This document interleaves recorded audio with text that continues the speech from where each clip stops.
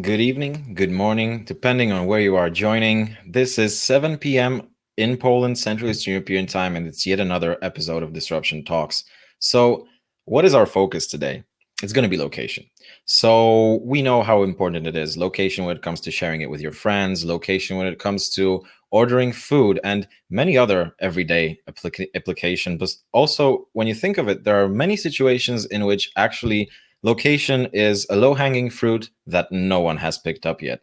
Imagine if you went to the pharmacy and instead of standing in queues for ages, just like you do today, imagine if the pharmacy knew when you are coming. You would buy online and pick up in store. So today, joining us is Nick Patrick from Radar.io, the CEO and co-founder himself, and he will tell us in short and in length why it makes sense in some industries and why some industries haven't caught up yet. So welcome, Nick. Great to have you. Thanks so much for having me. Great to be here.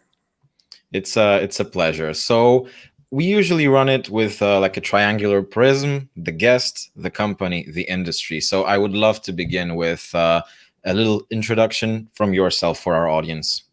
Sure. So my name is Nick Patrick. I'm the CEO and co-founder at Radar. I am a product guy by trade, so sort of started as a product manager working in the tech space. And had the experience building digital products and services. And location was actually a problem that I relatively early in my career got some exposure to. Was working at Foursquare, one of the early location-based social apps. Then went to Handy, which is an on-demand services platform where we wanted to build this Uber-style, track your service providers, see them on a map. And really saw the potential of building location-based experiences, but also the challenges related to it. And that was what ultimately led me to co-found Radar. Okay. And if you could tell me, what is the personal why of what gets you up every day in the morning? What is the key driver of Nick, not of Radar specifically, but of Nick? Yeah, it's a great question. Sometimes it changes day to day or week to week, but I think, in general, love to build things, whether that's, a digital product or something else. And, generally just enjoy creating and being creative. So one of the things that's so exciting for me about Radar is obviously we're empowering other folks to build great experiences on top of our platform, but also get the chance to build a platform and a service with a team of 30 really incredible people to solve a problem that I had faced previously as a builder in previous roles in my career. Okay, so seems like I got a stupid question. The experience of working at Foursquare, definitely inspirational towards whatever is going on at Radar.io, right? Like, perhaps it's a stupid question, or perhaps I'm right and there was a division, or was that directly influential and you transitioned from Foursquare knowing that Radar.io is the thing to happen next for you? Yeah, it was, I would say, definitely influenced my thinking about the opportunities in the space and, how exciting the space is. Foursquare is obviously very early in the location-based services space. I wasn't there for a super long time, but, kind of got exposure both to, the consumer experiences you can build with location, whether that's helping people find interesting things nearby, or, communicating with your friends based on location, all the way to how, some of the leading brands were taking advantage of location or could take advantage of location, whether that's for an ad campaign or some operational experience as well. What ultimately I think seeded the initial idea for Radar was my experience that I had after Foursquare at Handy, where we wanted to solve an operational use case with location. This was during the sort of Uber for X craze where, we were building an Uber for cleaning and handyman services, and we wanted to build that operational, Uber style track your service provider on a map. So both definitely influenced my thinking. My co-founder Kobe spent some time at a company called mParticle, which was a pretty early customer data platform, and had some keen insights on how location data could be sent to other tools and used within this product and growth stack ecosystem. And we kind of combined all of those things into Radar. And I think it's been part of our progression as a platform and a product. We started with more sort of consumer use cases, and over time we've started to see more folks interested in operational use cases, whether it's curbside pickup or delivery tracking or arrival detection or whatever. And we've also started to see, which is kind of cool, some consumer apps starting to cross over and care about operational use cases, right? I think historically operational use cases related to location were, siloed to, fleet tracking or workforce management or asset tracking, things like that. But, now we see retailers and QSRs investing in operational use cases related to location as well, which is really cool and sort of a fun crossover point for us as a business. You mentioned QSRs. Would you be so kind to expand that abbreviation for our audience? Yes, QSR stands for quick service restaurant. And I think in general, think fast food restaurants all the way up to kind of casual dining. And the use cases there are potentially pretty similar to retail in terms of you order ahead. Maybe for a retailer, you're ordering a TV or a T-shirt or something and going to pick that up. Whereas for QSRs, for restaurants, you might be ordering a meal ahead. And you're on your way to the restaurant. Where are you? How far away are you? When should the in-store staff start prepping the order, pulling your order together? And then also, what's your experience when you arrive at the restaurant? Pull into the parking lot, pull into the drive-through, enter the store, whatever. So we think about all these things. So the holy grail is the ideal communication between I want a cup of coffee. The moment I walk through the door, someone knows that cup of coffee should be in somebody's hand, aimed my way, right? And I want to frame it a little bit on my side, because actually I think we're going to have a better conversation if I share this with you. Back when I was 19, me and my co-founder at Lancaster University in the UK, we came up with something that was also strictly location-based. And we spoke with companies like, I'm not going to name names, but the biggest supermarkets in the UK or hotel chains, because it was 2013. So things like geofencing, rich notifications, push, all of that was sort of beginning to not exist, but exist in the understanding of what is the capability, what's the potential of such a use case. And we had $90,000 total, 18 and 19 years each of us. So of course, the companies loved the idea that you would have the loyalty app. They would know where you spend most time in the store. There was an idea for application of beacons. But at the end of the day, they said, listen, I mean, you're 18, 19, you got $90,000 to back you up. Nobody's going to sign that and take the risk on their corporate job. So we actually pivoted to SMEs and we created an app.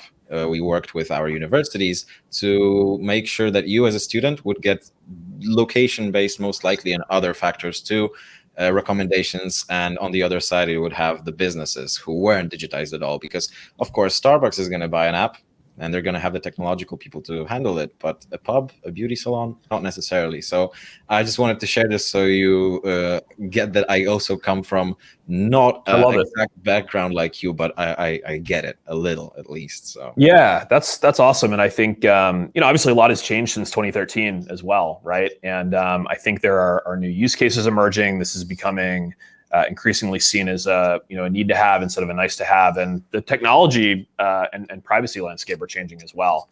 And so that being said, I still think we're in the super early innings, and happy to expand on any of that. Okay. I mean, I'd hate to sort of ruin the course of the conversation, but if you could at least just draw a teaser to which we come back later. Why do you think that we are just at the beginnings? Even though we just spoke about the beginnings of the beginnings in 2013, you'd say we're at the beginnings in 2021. What's the horizon for not being in the beginning? Yeah, I think COVID accelerated a lot, and we're starting to see the light at the end of the tunnel with COVID. But customers really value speed and convenience. I think that's more true than ever. They value safety, and location as an operational tool is a means to deliver convenient, safe digital experiences. So I think that's part of it. I think that the technology has advanced a lot, but still has a ways to go. Obviously, there are a lot of location services capabilities built into iOS and Android, but still really challenging to build with, and that's a gap that we're trying to solve as a platform. And so we can talk maybe later in the conversation about how we see this playing out over the next couple of years. But there are certain industries where location is a core competency, and I think those folks are further ahead. The Ubers or the Yelps of the world. Location was built into the V1. They still have problems they need to solve with location. But a lot of apps aren't taking advantage yet. And I think there's this perfect storm of customer demand, technological capabilities. We at Radar are trying to help solve some of that, and also just sort of education and ideas and inspiration about what's possible with location is all accelerating, and we're still just getting started. which is a spectacular segue, speaking of education, of what is possible, because the next things that we should discuss is we should ground this conversation for everybody listening, and of course myself as well. I want to learn from you. Let's speak about the what and then the how. So if you could give us a basic rundown of what are like the pillars of Radar.io. I know there would be geofencing, APIs, recently beacons, things like curbside pickup, the comparison of 1.0 to 2.0, and finally BOPIS, or buy online pickup in store. So if you could, up to you in which order, but just give us a basic understanding, the 101 of Radar.io. Yeah.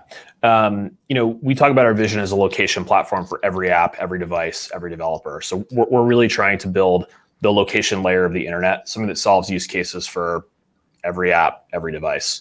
But just to sort of ground it in terms of what we focus on and what we do today, at the end of the day, we're really focused on helping people build great app experiences with location. Those can take a number of forms. We talk about a couple different types of use cases. Contextual app experiences, so changing the app experience, showing content or showing messaging based on where you are. And then also, arrival and visit detection, understanding when somebody is arriving at a place or visiting a place.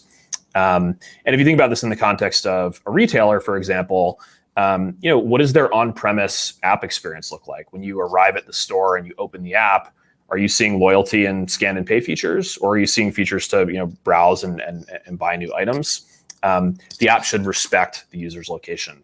Maybe you're getting welcomed to the store when you enter, and your phone buzzes in your pocket, or maybe you're getting asked how your experience was, and you're asked to fill out a survey on the way out. And then obviously, if you're placing an order for pickup or delivery, location tracking, either you coming to the store or the delivery person coming to you, those are all important. So contextual app experiences, and then arrival and visit detection.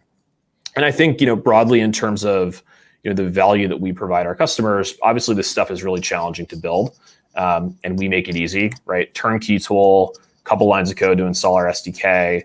And you can kind of solve this stuff and deliver a great experience, and spend time focusing on the parts of your app or the parts of your experience that are unique to you, instead of reinventing the wheel. But I think broadly we think about helping folks increase engagement, driving more app usage, and improving operations. We have a bunch of different developer tools and capabilities that sort of serve as building blocks to realize this stuff. You can set up custom geofences around a store, or even parts of the parking lot or the drive-through. If you want to do really precise indoor use cases and you're able to deploy Bluetooth beacons, you can register those beacons inside of Radar. We have out-of-the-box place data and region data that you can tap into, APIs that you can call. And so, really what we do is help people build great product experiences with location, improve operations, increase engagement, try to be very prescriptive and specific about the types of use cases, and then offer very developer-friendly, privacy-first building blocks to solve that. And you mentioned drive-through. Is drive-through equivalent to curbside pickup? Am I getting that right? Different restaurants tend to do different things, right? I would sort of group all of this under potentially order ahead, right? You might be placing an order to pick up chicken fingers at a restaurant, and maybe you're pulling into a parking space and somebody's bringing it out to you. That's curbside. Maybe you're pulling through the drive-through to receive it. Maybe you're even walking into the store, right? And as COVID wanes, I think we're going to start to see some of these habits that formed around curbside pickup kind of persist, post-COVID, but also potentially the mix shift. But I think broadly all of it can be grouped under order ahead, and just sort of how does the app experience change when you're on premise.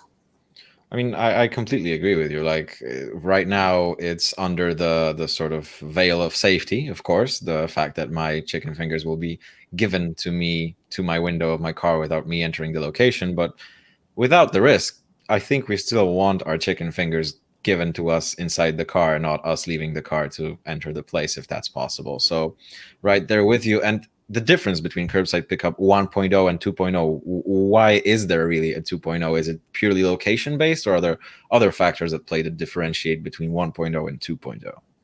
Yeah, you mentioned safety. I think folks want to get in and get out.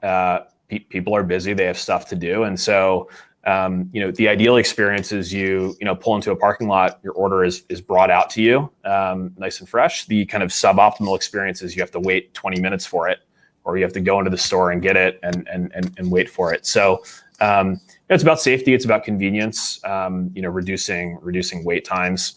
And I think customer expectations have shifted, particularly in the last year when digital is exploding. Some of the leaders in the space are investing in great experiences here, and the bar has been raised. I think in general, whether you're a brick and mortar restaurant or retailer, or whether you're a digital first company, we're kind of at this fun inflection point where the world is opening up again. I think we're a quarter or two away from the world reopening, and folks are going to come back online. They're going to be spending. In the U.S., they're going to have a stimulus check burning a hole in their pocket, and I think there's going to be an explosion of new use cases and an opportunity to deliver great experiences with location, engage folks with location, and the smartest brands are going to capitalize on this opportunity. Okay, so to start transitioning into the industry prism, the overarching value of Radar.io or any other company, but let's of course speak about Radar.io. It's saving time for engineers because, like you mentioned, it's the location layer of the internet. I really like that, and of course, it's also increasing sales and conversion rates. But at the same time, another thing that I see that I would love to hear you talk about a little more is comparing two scenarios. Right now, if I say call up the pizza joint and I tell them large pepperoni, double cheese, be there in 30, they will probably not do anything towards that time. They'll just start making a pizza. If it happens faster, it's just going to be a little colder. If it happens later, I'm going to have to wait a moment. Whilst if we change the scenario to we can see exactly where you are, and if you are late, perhaps we will start doing somebody else's pizza. That's a fantastic impact on like the back end of the business, right? So time management of employees, like that person is not going to pack your groceries if they see you're stuck in traffic, and they're going to actually do something else instead of standing outside the store with the bag looking where are you, calling you, and all of that. So I think it has a very profound impact on the operational logistical supply chain side that isn't visible to the customer who's just enjoying got my chicken fingers when I wanted them. Yeah, that's exactly right. I mean, you mentioned pizza.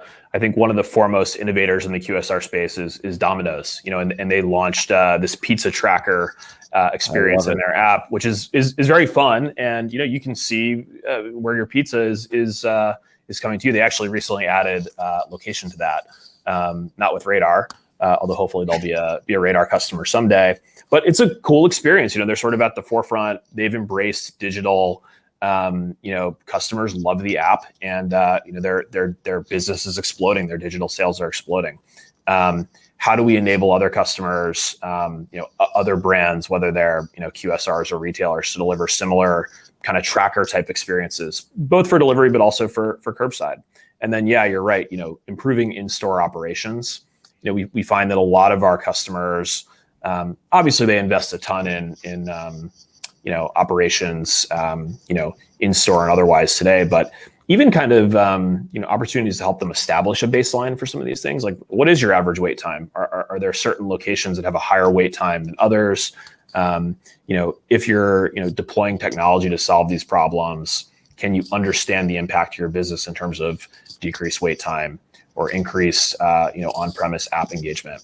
And, we're thinking about ways as a company to provide guidance on best practices with all this stuff. And then also from a product perspective, just help folks measure it and, drive continued impact. Okay, and just wrapping up with Domino's, because I know I myself love me a meat or a double pepperoni from them. Absolutely. I think that what enabled them also to be sort of ready for this, because it wasn't just like, let's slap a location layer and bam. I think that when you have, just like you mentioned, companies sometimes don't know their average average wait times, which is like pure gold when it comes to data, because you can work around that. Whilst with Domino's, given this 30-minute commitment to delivery of that pizza, I think the entire sort of reverse engineering of the process had to happen, and it had to make sense with the exact understanding of what you just mentioned that some venues don't get.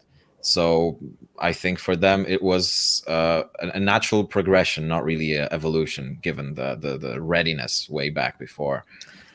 Yeah, and they obviously they're thought leaders, right? They're thought leaders from a marketing perspective, from a product perspective. They've invested in digital transformation over the years. They have in-house engineering team. Not everybody has that, right? And so we see an opportunity to be the trusted partner to a lot of these brands to understand what's possible, to sort of navigate the deployment of a solution like this, to integrate location in the right way.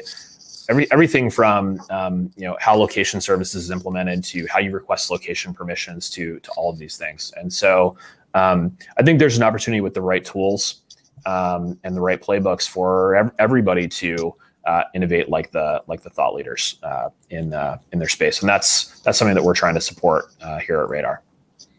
And I just wanted to share this remark because I am an avid listener of Kara Swisher's Recode Decode or Prof G's Pivot. And I know they had an interview with Dara, the CEO of Uber. And actually, he made a very valid remark that people often skip. Because when you think of food delivery, oftentimes you would try to deliver the market between, I don't know, the Uber Eats, Deliveroo's, Volts, all of the many companies worldwide that do that.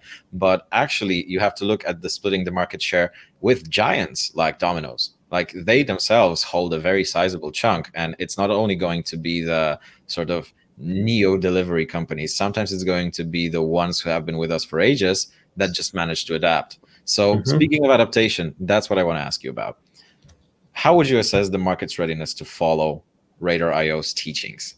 Would you give me your take on industries that you've seen marvelously adapt to this, and also speak of the ones that, for unknown reasons to me, I'm hoping you'll shed some light on this, like pharmacies. The reason why Amazon decided to step in, because what I led with in the beginning, we have a tradition of standing in queues at pharmacies, and the staff isn't usually rushed. And it's not up to me to decide whether it's on the staff or whether it's on the process, but the fact remains, it's an industry in which implementation of things like Radar IO would simply probably get everybody's life better, the staff, the customer, the business itself. So what's your take? Why are people fast on this, and why are some sleeping on this?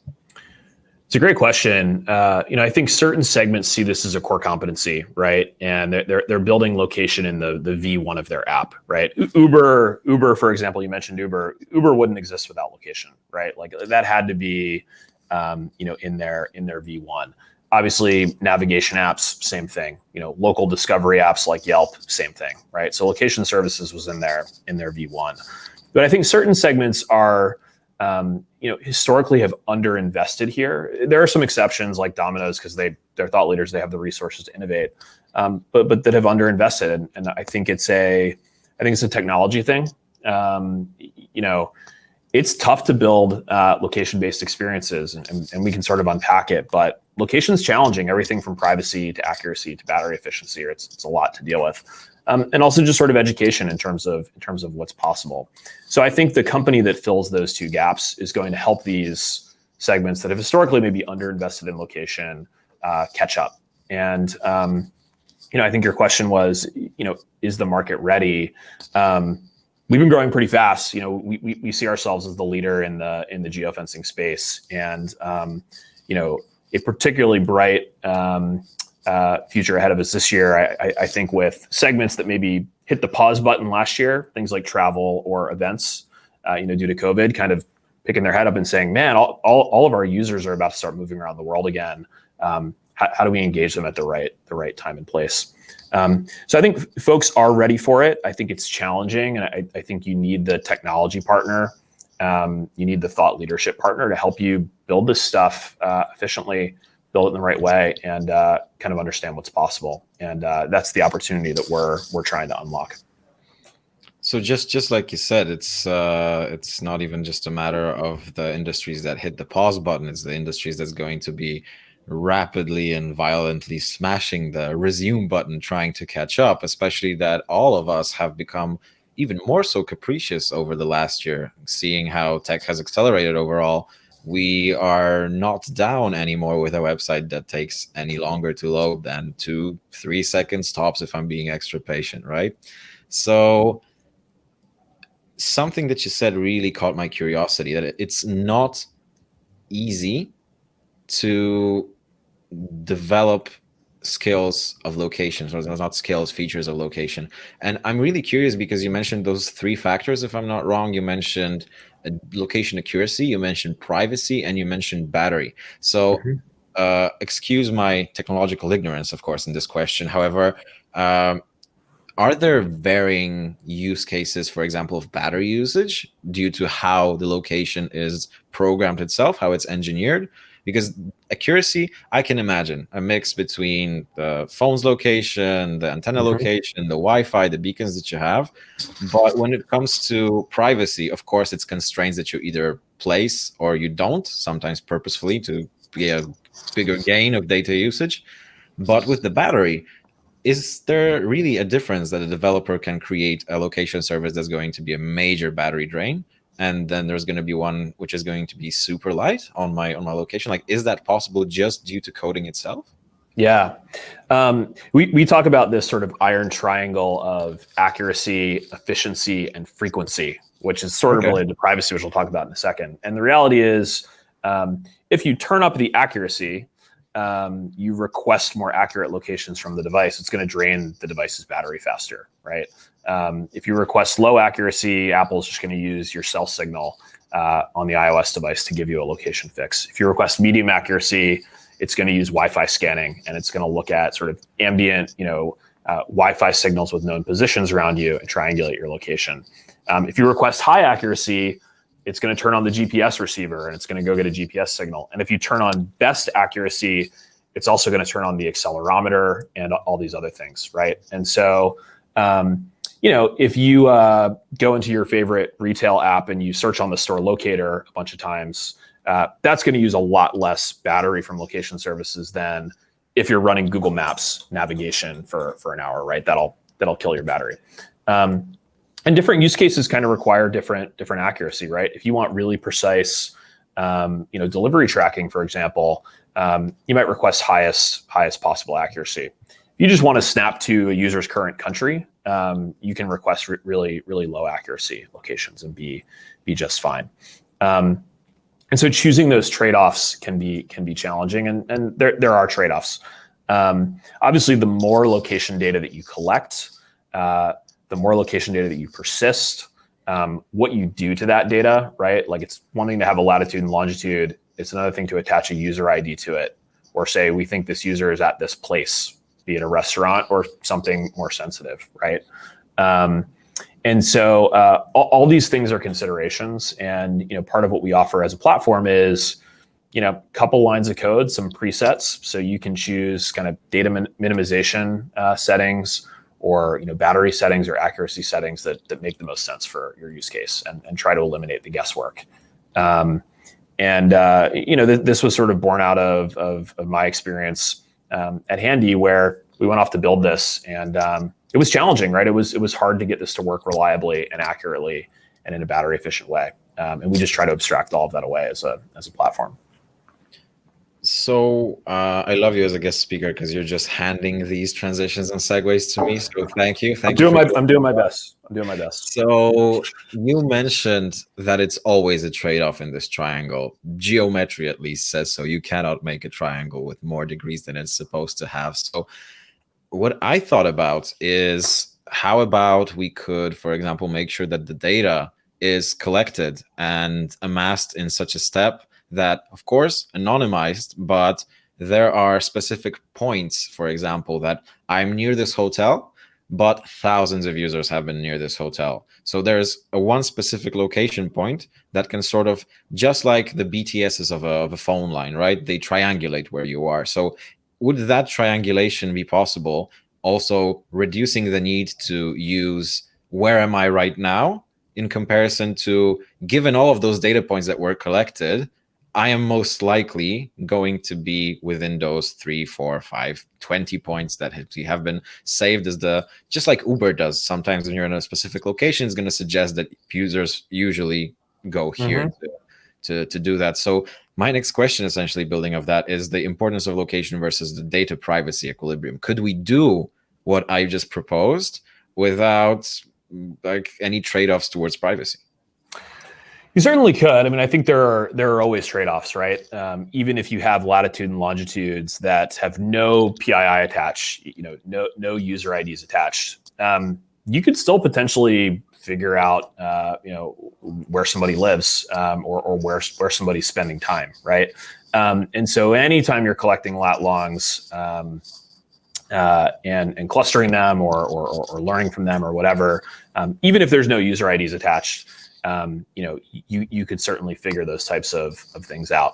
One of the choices that we made pretty early on in Radar's life cycle was, we're never going to share lat longs, even if they're anonymized, across customers, right? So if two different retailers use Radar's platform, they own their data. We're going to keep it siloed just to them, and we're only going to deal with first-party data.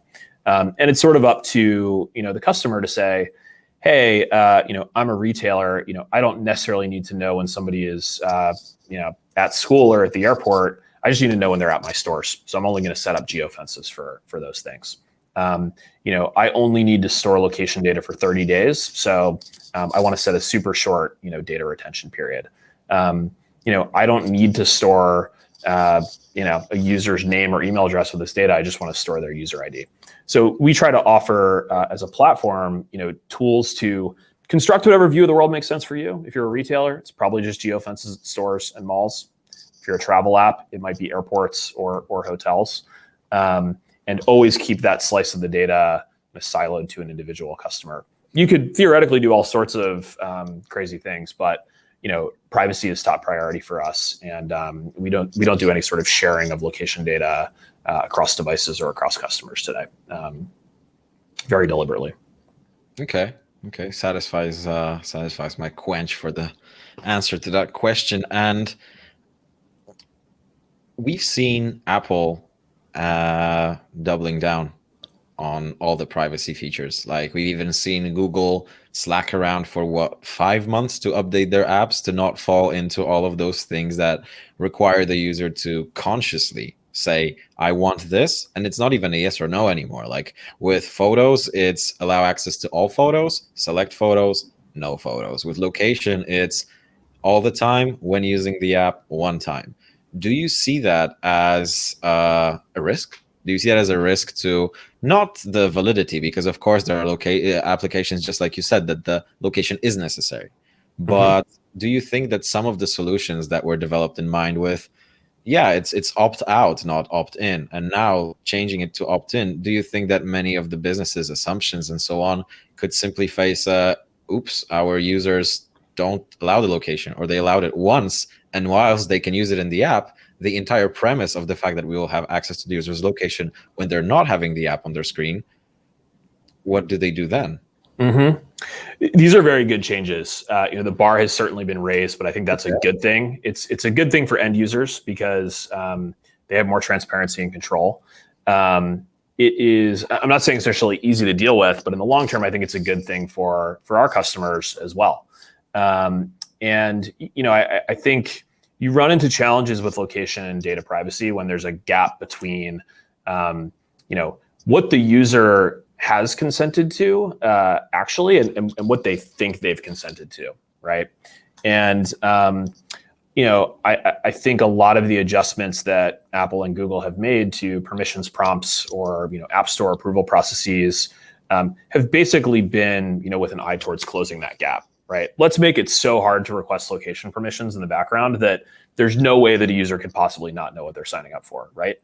And I think the reason why they did that is because there were a lot of folks that were collecting location data without users' knowledge, right, and without getting proper consent.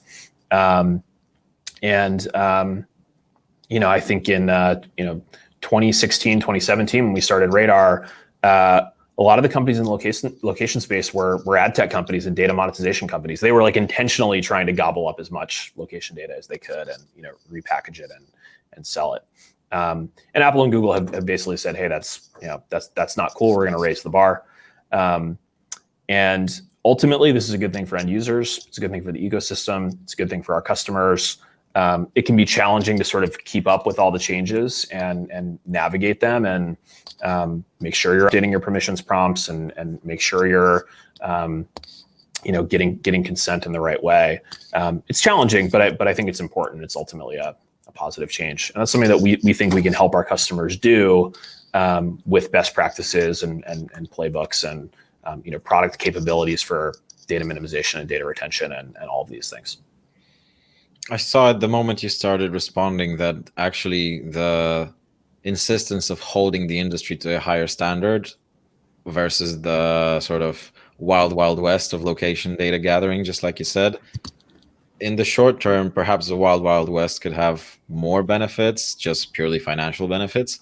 But in the long term, if you want to have people feeling comfortable and safe with location, I think sort of like the limiting the sandbox, just like Apple is doing, and hopefully others will follow.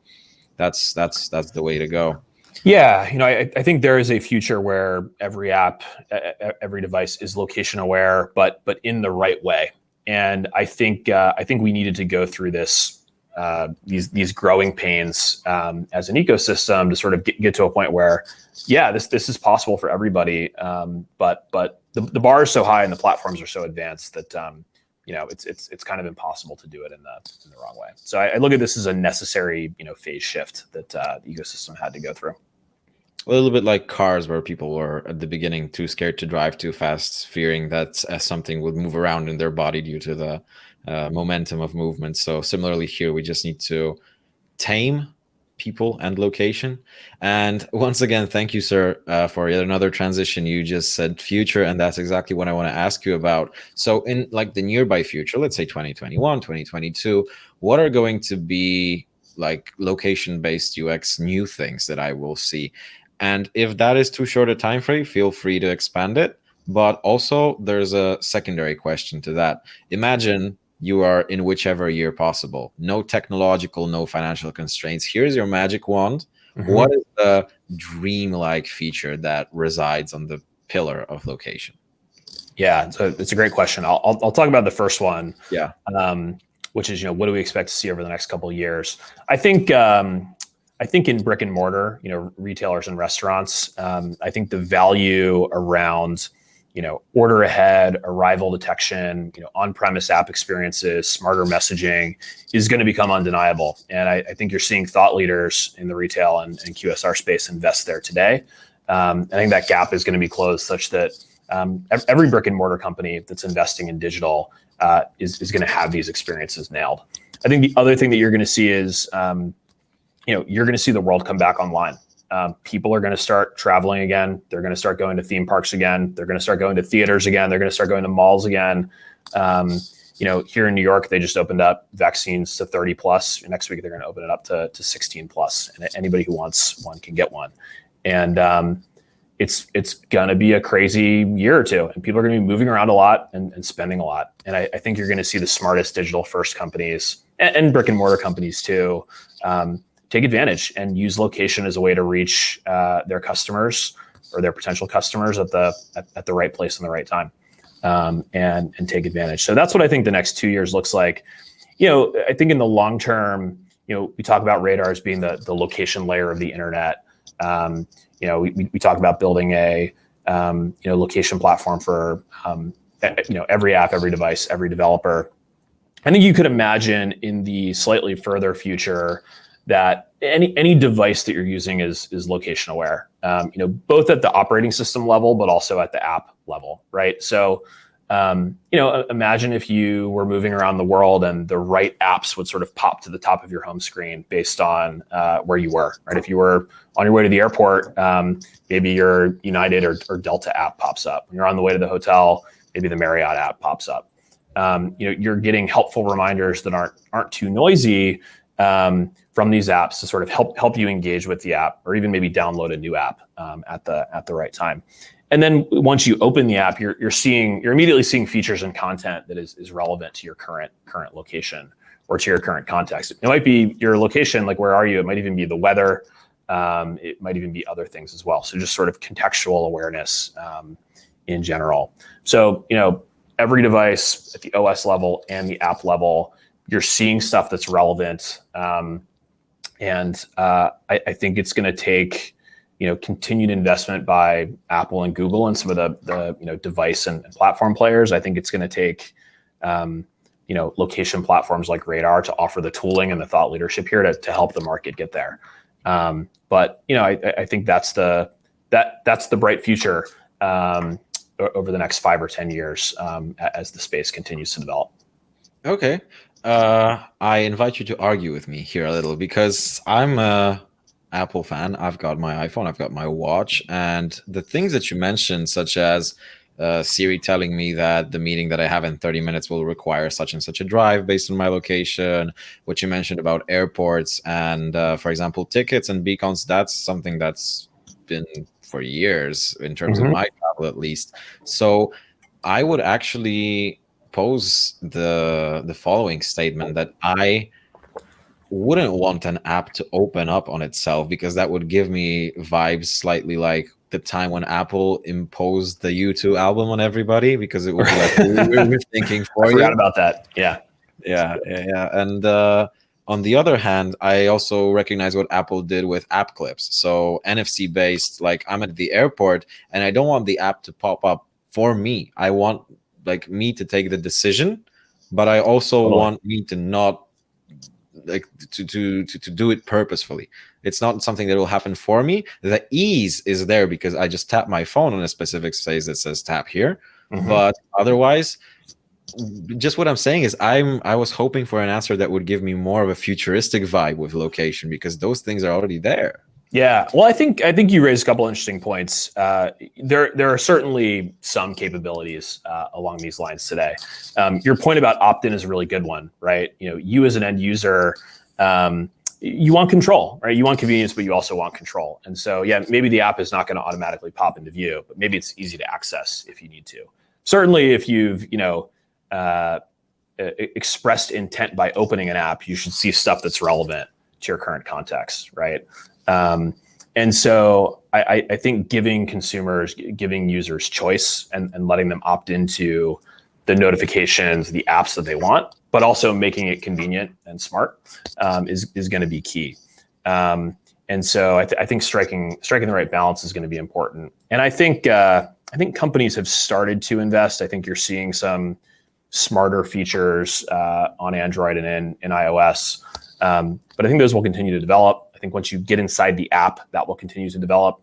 And we're not going to be using smartphones forever, right? We've got the wearables. At some point, I might have bionic eyes where there's a sort of heads-up display over top of what I'm seeing, augmented reality, and all of that needs to be tied to location and context as well.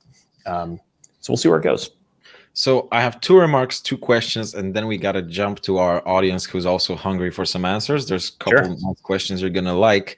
So first thing that came to mind when you were talking about this is, of course, right now, British Airways is going to send me a beacon notification to my wallet so I can utilize the pass to get through security.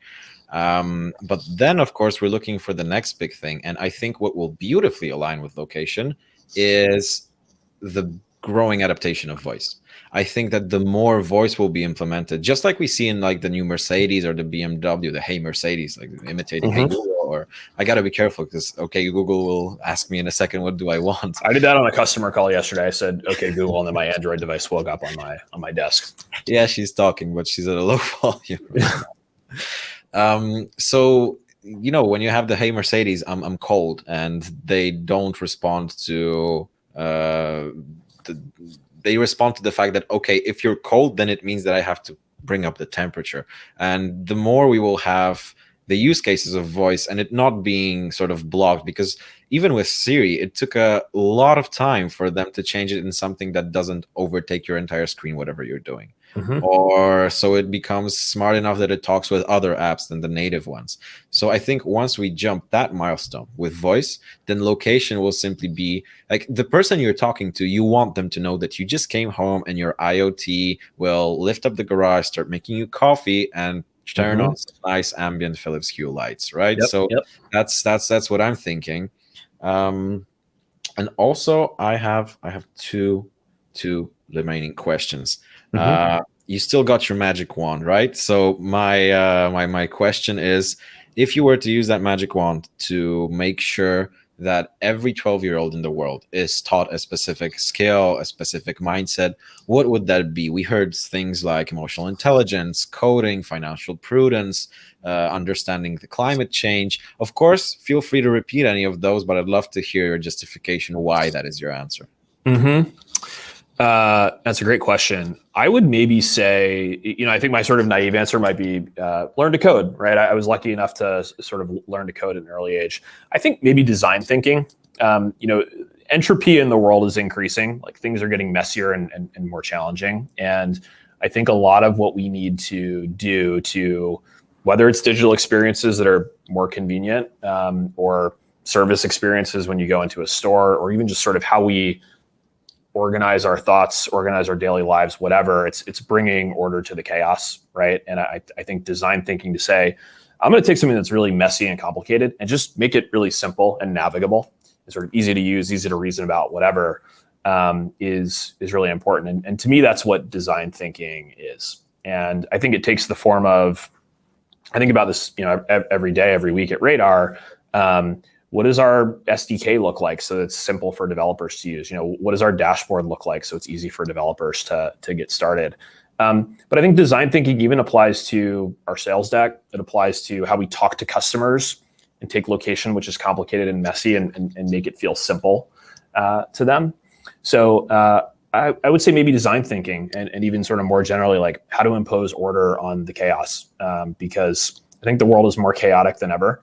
We're just getting bombarded with all sorts of signals and problems and challenges, and everything changes every year. And the transformation, the pace of innovation is accelerating. So, off the cuff answer, maybe design thinking, the ability to simplify and bring order to the chaos. Imposing order on chaos. I love it. Yeah, so this is what I try to do as CEO as well, is bring order to the chaos. Personally, that's a whole nother episode, but recently I've been totally in love with the concept of generative design. Like that just blows my mind, the fact that we're gonna have just items looking like they're made by aliens from space just because the multiple models say so. But my last question is, as the CEO of Radar.io, as you just mentioned, what is your decision-making process? And it doesn't have to be anything specific. Let's think more along the lines of a rule of thumb. Like, what are the principles? What's your decision-making framework when it comes to things at Radar.io? Sure. I think we think about kind of short-term and long-term. Long-term, we have this vision that we articulate, and we need to make sure that we're, methodically working towards that. It might take us 5 or 10 years to get there. But as we're making choices in the short term, we need to make sure that we're doing it in the context of this long-term vision. Location layer of the internet, location platform for every app, every device, every developer. In the short term, it's sort of a sequencing game, right? We know we want to build a $1 billion business. We know we want to be, supporting great location-based experiences in every app, on every device. But you got to sort of rewind it all the way back to present times and say, what are we going to do in April of 2021, right? And that requires saying no to some things. It requires sequencing some things. It requires kind of setting clear goals and being deliberate. And so I think in the short term, we're really focused on being the undeniable leader in the geofencing space this year. We have some pretty ambitious growth goals that we want to hit. And in the short term, we basically ask ourselves, like, what are the highest leverage things that we can be doing to achieve those goals? And where's their wasted energy? Can we sort of unemotionally look at what's working really well or not working well, and just channel all of our energy there? It's never going to be perfect, particularly in a year where, global pandemic, unprecedented economic dislocation, all of these things. But just, being deliberate about short-term goals and working on the highest leverage things and eliminating any wasted energy, while also not compromising your long-term vision, and making sure you're always getting one step closer to that is how we think about it. Thank you so much. These were all of my questions. Now on to the audience's ones, and we have 10 minutes left, so let's be mindful of the time. Great. Here is a question I really dig because it's aligned with what we spoke about a moment ago. In your opinion, what technologies will be amplified even more by location? And actually, I would add to this question vice versa. One example that comes to mind is AR and AR glasses, where location would be supplemented with visual cues. And I would build on top of that question, what will be the perhaps not five, but you tell me how many forces of interactive features between, for example, visual cues of augmented reality, location, and voice. I Mm-hmm. think the question is something surrounding that. What will be the compounding synergies of those? Yeah, I really love that question. We have this graph internally that kind of shows new technologies over time, and then what is the potential to build contextually aware experiences on those platforms with those technologies. And if you go back to when I was a kid, we had a desktop computer. The monitor weighed like 20 pounds, and location sort of mattered, but the location of my device was always fixed, right? And it also didn't have a GPS chip in it, right? Then you have laptops, they're more portable, you can move them around. Okay, my device is moving around, that's interesting. Then you have smartphones, now you have wearables. And in the future, I think, you look at things like voice, Siri might be in your car or on your wrist, or in the future, even just implanted in your head. You look at augmented reality, like augmented reality is all about where you are, right? And whether it's glasses or a bionic eye or whatever, like you're literally looking at a thing, you're looking at a location in a certain context, and there needs to be a layer of contextual awareness there. There are things that, are actually sort of designed to take you out of the physical world, like virtual reality, right? And so the whole idea with virtual reality is like, doesn't matter where you are, you're just sort of transported to this different place. But I think we look at wearables and we look at IoT and we look at voice and we look at augmented reality and we say, those are portable things. You take them with you. You take them with you in sort of increasingly less, intrusive ways. And, there needs to be a location layer, a context layer that powers contextual experiences and all of that. And some of it might be at the kind of operating system level or the device level. Some of it might be at the application level. And, we want to be the platform to help you solve this primarily at the application level.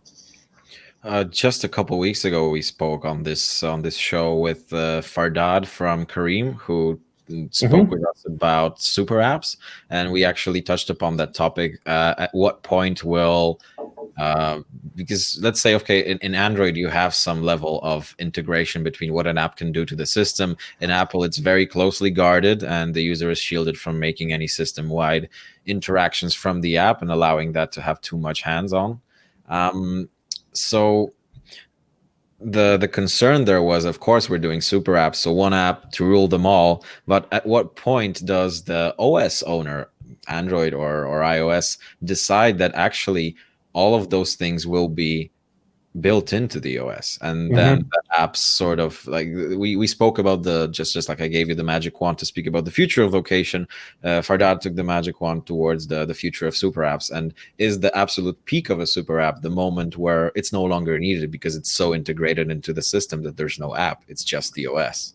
I think there's always, I don't want to say there's always, because who knows where we'll be 1,000 years from now, but there are going to be apps. And even if you're sort of offloading some of the heavy lifting to the OS, or you're going to be taking advantage of new and sophisticated OS capabilities, you're going to be building apps. And some of those capabilities might be challenging to use or challenging to use across operating systems. And the right developer platform can help you with that. You mentioned app clips earlier. I think historically Apple's been a little bit more guarded about how apps can run, when they can run. And you certainly, before app clips, couldn't have, launched a slice of an app in response to scanning a QR code, right? Now you can. That being said, like using location with app clips, kind of challenging. How do I use app clips? There are opportunities for platform players to abstract away cross-platform differences, make this stuff easy to use. So, the operating systems are always going to be advancing. They might be doing more of the heavy lifting. They might be exposing new APIs, new building blocks. But regardless of what those are, and they might look very different 10, 20 years in the future, there's an opportunity, I think, for developer tools, SaaS platforms, whatever, to basically help those apps use them as effectively as possible. Being mindful of the 5 minutes that we have left, Zofia over here asks, next step of location seems to be within buildings. Are beacons the way? Is there anything like a next big thing in that space? And of course, what I want to touch upon, since I'm pretty sure that with your Apple Watch, there's an iPhone to match it. Mm-hmm. So there's the U1 chip, right? And there's the upcoming, we've waited for so long, Apple AirTags. So that's going to be restricted solely to iPhones, but I know for a fact that if I even try to share something right now, I take my phone, the U1 chip is already there, and it shows me with those beautiful dots that it sees where I'm pointing something. Mm-hmm. So beacons, they're platform agnostic. Apple AirTags are not. So what is the next big thing that will be closely, I think, what Zofia meant, unifying those? So not being just for the lucky ones who have an iPhone. Yeah, beacons are very interesting. Beacons had this real sort of hype moment like 5 years ago, and it turns out that it's pretty challenging to deploy hardware all around stores, right? But a lot of folks did it, and a lot of folks actually have Bluetooth devices that might be an iPad or an iPhone or even a Wi-Fi router in store that they kind of don't have great tooling to activate. And we found that a lot of our customers that were using Radar for geofencing said, hey, like we have beacons in stores, or we have this device that could broadcast as a beacon. Can you all help us recognize those and build these like hyper accurate location-based experiences indoors? Is every single retailer going to have beacons installed? I don't know. They can be challenging to deploy, and geofencing oftentimes gets you 80% of the way there. But I think there's definitely an opportunity to use beacons more for indoor location use cases. I do think we're going to see new technologies emerge. I don't actually know a ton about AirTags, in full transparency, but you look at beacons, they can broadcast in a bunch of different protocols, right? Apple introduced iBeacon, Google introduced Eddystone. iBeacon sort of became the lowest common denominator format. There may be sort of new technologies and new standards that are going to emerge, and we'll see how it develops. I also think that location services is kind of, we talked about the trade-offs between accuracy and battery efficiency. They're kind of converging towards near perfect accuracy and near perfect battery efficiency. We always say that the blue dot that the Android team shows on the map at Google I/O gets a little bit more accurate every year, right? And even absent, Bluetooth or AirTags or whatever, there's so many devices deployed and broadcasting, and GPS technology is getting better and better, and all the sensors on the phone are getting better, that you might not even need beacons in the future. But I think they're a useful, interesting tool today. And it dawned on me the clarity of what you mentioned before, that the overarching importance of privacy and respecting that privacy, because I also just remember another thing that Apple was working on. I think it was a patent that I read. They want phones to be able to communicate between each other. So Find My iPhone has been recently amplified by the fact that even if the phone is not connected to a network, iPhones, if both have it turned on, and hopefully all of them around it, can help you still locate the phone even if there is no connection. But when I wanted to say that, like I said, it dawned on me what you said, the importance of that nobody else than Apple can do it because of their commitment to privacy. They're not worried about the system and phones interacting with each other. If this was happening on an Android, I don't think I would be cool with that. So definitely see, even with more clarity, what you mentioned. A technical question from Pavel. Is there any interest on creating an SDK for Kotlin multi-platform? Yeah, our Android SDK is written in Kotlin. Kotlin multi-platform I'm less familiar with. In general, I mentioned this vision of location platform for every app, every device, every developer. Like that does mean an SDK for every platform at some point. And in addition to our native iOS and Android SDKs, we have React Native. We just launched a Flutter SDK, which is a really cool technology out of Google. This language called Dart to build multi-platform apps. So less familiar with Kotlin multi-platform, but I can take that one back to the team. And in general, interested in supporting location-based use cases on every platform. and also kind of abstracting away the differences between different platforms. So whatever the easiest way is to support that, that's something that we're thinking about. So yeah, Pavel, if you're looking for a direct answer, follow up with Nick after he follows up with his team. And now on to the last question. Tomasz